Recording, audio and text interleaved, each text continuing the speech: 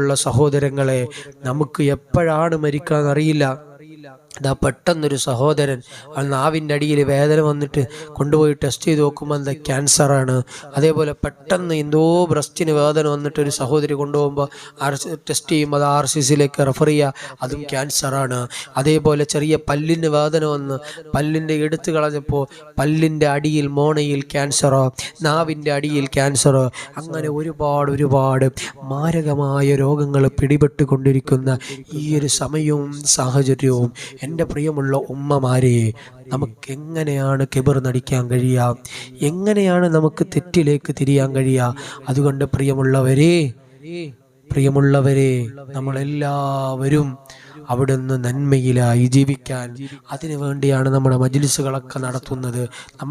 നമ്മൾ ആരാണ്? നമ്മൾ ആരുമല്ല. നമ്മളെ കൊണ്ട് ഒരു ഫായിദയും റബ്ബിനില്ല.